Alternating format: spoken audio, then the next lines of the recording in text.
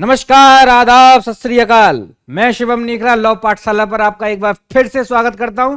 आज की हमारी पहली खबर है कि हाल ही में भारत इंडोनेशिया द्विपक्षीय अभ्यास समुद्र शक्ति 23 का चौथे चरण का अभ्यास इंडोनेशिया में प्रारंभ किया गया है। इस अभ्यास का उद्देश्य दोनों नौसेनाओं के मध्य आपसी सहयोग को बढ़ावा देना है। एग्जाम में यदि यह पूछा जाए कि भारत तथा इंडोनेशिया के मध्य नौसेनाओं के साथ किया जाने वाला अभ्यास कौन सा है, तो समुद्र शक्ति, जिसको इंडोनेशिया तथा भारत दोनों के मध्य नौसेनाओं के द्वारा किया जाता है। अगली हमारी खबर है कि हाल ही में गढ़वाल हिमालय के रुद्रप्रयाग जिले में स्थित तुंगनाथ मंदिर को राष्ट्रीय स्मारक घोषित की जाने की अधिसूचना को जारी कर दिया गया है। जैसा कि आप न्यूज में देख रहे हैं कि यह मंदिर 12,800 फीट की ऊंचाई पर स्थित है तथा यह भारतीय वास्तुशिल्प का एक अनूठा नमूना प्रदर्शित करता है। भारतीय पुरातत्व सर्वेक्षण के एक अध्ययन के अनुसार यह पता लगा है कि यह मंदिर 5 से 6 डिग्री झुका हुआ है। आप मुझे कमेंट्स बॉक्स में यह बताइए कि विश्व में ऐसी कौन सी मीनार है जो झुकी हुई मीनार के नाम से भी जानी जाती है। आपका कमेंट हमारे लिए बहुत ही जरूरी है, कमेंट्स करके जरूर बताइएगा। यदि हम तुंगनाथ मंदिर की बात करें तो यह लगभग 5 से 6 डिग्री झुका हुआ है।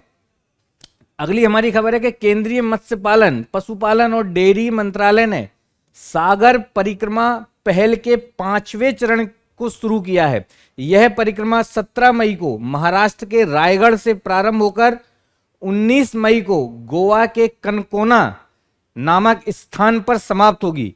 यदि हम इस परिक्रमा के उद्देश्य की चर्चा करें तो इस परिक्रमा का उद्देश्य प्रधानमंत्री मत्स्य संपदा जैसी विभिन्न मत्स्य पालन योजनाओं तथा कार्यक्रमों जैसी योजना एवं किसान क्रेडिट कार्ड के माध्यम से मछुआरों तथा उनके हितधारकों के सामने आने वाली चुनौतियों का समाधान करना है। जैसा कि आप लोगों ने न्यूज में पढ़ा होगा कि मछुआरों की सर्वाधिक समस्या उनका एक देश से दूसरे देश की टेरिटरी में चले जाना है।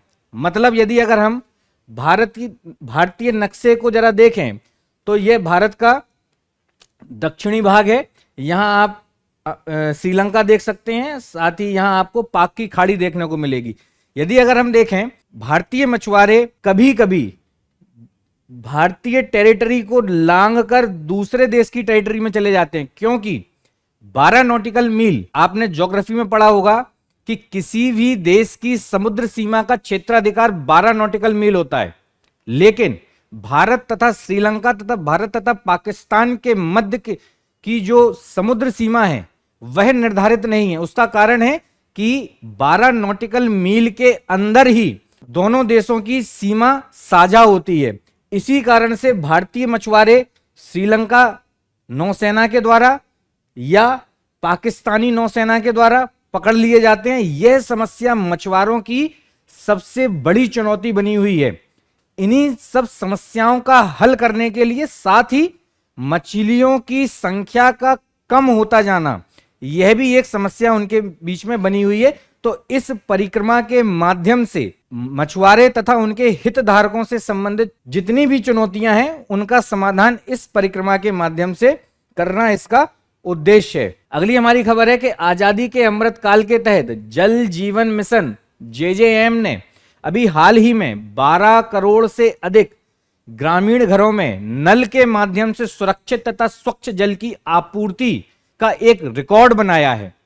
यदि हम इस जल जीवन मिशन की शुरुआत देखें तो यह वर्ष 2019 में इसको प्रारंभ किया गया था और अभी तक 5 राज्य, जिसमें गोवा, तेलंगाना, हरियाणा, गुजरात तथा पंजाब एवं 3 केंद्र शासित प्रदेश पुदुचेरी, दमन द्वीप तथा दादर एवं नगर हवेली एवं अंडमान तथा निकोबार, इन 5 राज्यों तथा 3 केंद्र शासित प्रदेशों ने 100% रिकॉर्ड किया है कि उन्होंने अपने ग्रामीण परिवारों में स्वच्छ जल की आपूर्ति को सुनिश्चित किया है। एग्जाम में यह पूछा जा सकता है कि कितने राज्य या कितने केंद्र शासित प्रदेश, या उनके नाम भी आ सकते हैं, तो इसको आप याद रखिएगा।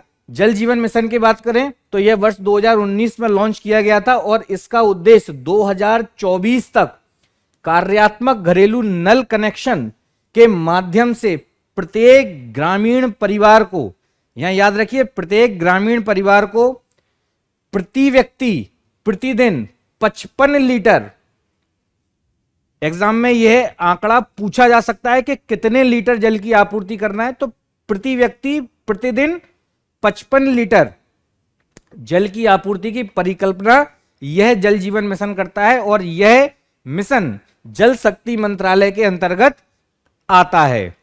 अगली हमारी खबर है कि हाल ही में डॉक्टर मनोज सोनी को संघ लोक सेवा आयोग का नया अध्यक्ष नियुक्त किया गया है और इस आयोग की वरिष्ठतम सदस्य स्मिता नागराज ने उन्हें पद एवं गोपनीयता की शपथ दिलाई है। जैसा कि आपने संविधान में पढ़ा होगा कि भारतीय संविधान का अनुच्छेद 315 संघ लोक सेवा आयोग तथा संयुक्त लोक सेवा आयोग की चर्चा करता है। अर्थात हम यह कह सकते हैं कि अनुच्छेद 315 में यदि एग्जाम में यदि पूछा जाए तो अनुच्छेद 315 में संघ लोक सेवा आयोग की चर्चा की गई है। संघ लोक सेवा आयोग पर एक हम पूरी वीडियो बनाएंगे, कैसे इसका इतिहास रहा, क्या इसमें कितने सदस्य होते हैं, इनकी नियुक्ति कौन करता है, इनको हटाने की क्या प्रक्रिया है, उन सब पर हम विस्तार से चर्चा करेंगे। यह था हमारा आज का कार्यक्रम। जय हिंद, जय भारत, धन्यवाद।